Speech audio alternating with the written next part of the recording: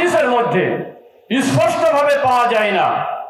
এই সমস্যার সমাধানের জন্য আইম্মায়ে মুজতাহিদিনরা কুরআন এবং হাদিসের মূল নীতিগুলোকে সামনে রেখে এই সমস্যার সমাধানের যে পথ বের করেছেন ওই পথটাকেই বলা হয় মাযহাব। কথাটা বুঝাইতে পারলাম? আবার বলি, কুরআন এবং হাদিসের মধ্যে যে সমস্যার সমাধানগুলো স্পষ্টভাবে পাওয়া যায় না, সেই সমস্যার সমাধানের জন্য আইম্মায়ে মুজতাহিদিনরা কুরআন এবং হাদিসের মূল নীতিগুলোকে সামনে রেখে এই সমস্যার সমাধানের যে পথ বের করেছেন এর নামই হচ্ছে দেখি মাযহাব। কথাটা বুঝাইতে পারলাম?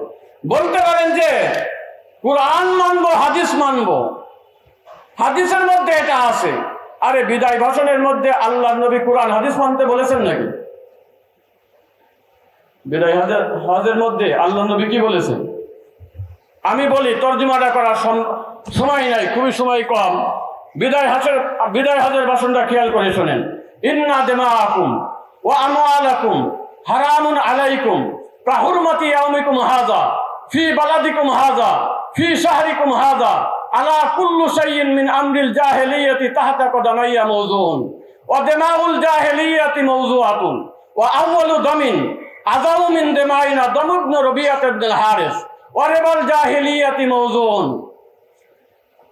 ফাত্তাকুল্লাহা ফিন নিসা ফাইন্নাকুম আখাযতুমুহুন্না বিহাদিল্লাহ ওয়াস্তাহলালতুম ফুরুজাহুন্না বিকালিমাতিল্লাহ ওয়া লাকুম আলাইহিন্না আল্লা ইউতিনা ফুরুশাকুম আহাদান তাকরাহুনাহু ফাইন ফাআলনা যালিকা ফাযরিবুহুন্না যরমান গায়রা মুবাররাহিন ওয়া লাহুন্না আলাইকুম রিজকুহুন্না ওয়া কিসওয়াতুহুন্না বিল মারুফ ওয়া কাদ তারাকতু ফীকুম মা লান তাদিল্লু ইনি তাসামতুম বিহি কিতাবাল্লাহ ওয়া আনতুম তুসআলুনা আন্নী ফামা আনতুম কাইলুন قالوا نشهد أنك قد بلغت وأديت ونصحت فقال بإصبعه السبابة يرفعها إلى السماء وينقضها إلى الناس اللهم اشهد اللهم اشهد اللهم اشهد।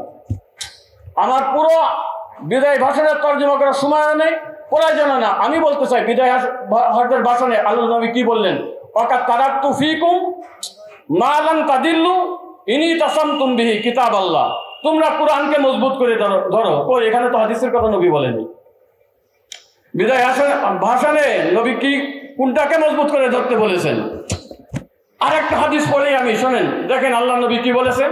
আনিল হারিসিল আওয়ার ক্বালা মারারতু বিল মসজিদ ফাইদান নাসু ইয়াখুদুনা বিল আহাদিস ফাদাখালতু আলা আলিয়্যিন রাদিয়াল্লাহু তাআলা ফাআখবারতুহু فقال وقد فعلوه فقلت نعم فقال أما أني سمعت رسول الله صلى الله عليه وسلم ألا إنها ستكون فتنة فقلت ما المخرج منها يا رسول الله قال كتاب الله فيه نبأ ما قبلكم وخبر ما بعدكم وحكم ما بينكم وهو الفصل ليس بالهز من تركه من جبار قسمه الله ومن ابتغى الهدى في غيره أضله الله وهو حبل الله المتين وهو الذكر الحكيم وهو الصراط المستقيم وهو الذي لا تزيغ به الأهواء ولا تلتبس به الألسنة ولا يشبع منه العلماء ولا يخلق عن كثرة الرد ولا تنقضي عجائبه وهو الذي لم تنتهي الجن إذا سمعته حتى قالوا إنا سمعنا قرآنا عجبا يهدي إلى الرشد فآمنا به من قال به صدق ومن عمل به أجر ومن حكم به عدل ومن دعا إليه هدي إلى صراط مستقيم।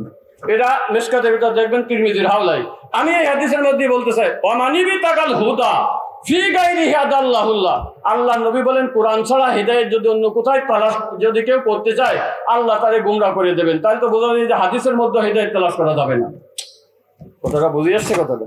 তো আমার কথা সমস্যা দাঁড়িয়ে গেছে। আসল মেন কথাই প্রায় আসতে পারি না। তো মেন কথা হলো যুক্তি যদি কেউ খাড়া করতে চায় সব অবৈধ জিনিসকে বৈধ কি করা যায়। কোরআন হাদিস আমি সামান্য 1 মিনিট বলে শেষ করছি। কোরআন হাদিস মানতে হবে, এজমা কিয়াস মানে ফিকা মানবো না। আমি সামান্য একটা মসলা যেটা বাংলার জমিনে প্রত্যেকটা মসজিদে ঘটতেছে এইটা দিয়ে আপনারা প্রশ্ন করবেন। নামাজের মধ্যে জামাতরত অবস্থায় যদি মোবাইল বাইরে ওঠে, খুব জোরে বাজতেছে, এখন বলেন তো মোবাইল বন্ধ করবে নাকি বাজতেই থাকবে? কি বলেন? বন্ধ যদি করার কথা বলেন তাহলে নামাজ ভাঙবে কি ভাঙবে না? আর যদি বলেন যে বন্ধ করবে না, শত শত হাজার হাজার মুসল্লিদের নামাজ কি নষ্ট হয়ে যাবে। আমি বলতে চাই কুরআনও মানেন না আপনারা, হাদিসও মানেন না। এই মসলাটার সমাধান আপনারা কুরআন এবং হাদিসের, কুরআনের কত নম্বর আয়াতে আছে, হাদিসের বুখারীর কোন নম্বর হাদিসের মধ্যে আছে। কতটা বুঝাইতে পারলাম? মোবাইল বেজে উঠলে বাজতেই থাকবে নাকি বন্ধ করতে হবে, এই মশলাটার সমাধান কোরআনের কত নম্বর আয়াতে আছে, হাদিসের কত নম্বর হাদিসে আছে? নিশ্চয় আপনার এজমা কি আছে দেখে কি যাইতে হবে। আরো বহুত নজির আছে। আমরা এই ধরনের ফিতনার থেকে আপনারা সকলেই সোচ্চার থাকবেন। বাংলার জমিনে বর্তমানে এই ফিতনাটা কিন্তু একেবারে ধেয়ে আসতেছে। আমরা যদি এই কথা যদি না বলি, এইটার 1200 বছর পর্যন্ত ভারত উপমহাদেশে এই আহলে হাদিসের ফিতনা ছিল না। যারা এই দেশে এলেম এনেছে, হাদিস এনেছে, সবই ছিল হচ্ছে হানাফি। 1200 বছর পরে একটা লোক এটাকে আবিষ্কার করেছে, তার নাম হলো আব্দুল হক বেনারসি। সে এটাকে আবিষ্কার করেছে। তার কথা হলো সাহাবায়ে কিরাম দুই একটা হাদিস জানতো, আমরা তাদের থেকে বেশি হাদিস জানি। আয়েশা আলীর সাথে বেয়াদবি করেছে, যুদ্ধ করেছে, তওবা না করে কবরে গেলে সে হলো জাহান্নামী। বিদায় আমরা এই 1200 বছর পরে এসে ইংরেজরা যেগুলো সৃষ্টি করেছে তার মধ্যে কাদিয়ানি একটা, তার মধ্যে আমাদের দেশে কথিত লামাযহাবী একটা, এক এক সময় তারা এক একটা নাম দেয়, কখনো বলে লামাযহাবী, কখনো বলে গায়রে মুকাল্লিদ, কখনো বলে যে আহলে হাদিস, কখনো বলে আবার সলফি। নিজেদেরকে আবার সলফি দাবি করে। সলফি দাবি করাটা ওই সময় তোমাদের শুদ্ধ হবে। সলফ মানে যদি শুধু আল্লাহর নবী যদি মানে হয়ে থাকে, অর্থ হয়ে থাকে, সলফ মানে তো শুধু আল্লাহর নবী না, সলফ মানে তো সাহাবা তাবিঈন সবাই। তো তোমরা নিজেরাই দাবি করতেছো সলফি, আবার বলে থাকো নবীর হাদিস ছাড়া আমরা অন্য কিছু মানতে রাজি না। সব বিরোধী নাম তোমরা আজকের থেকে কেটে দাও।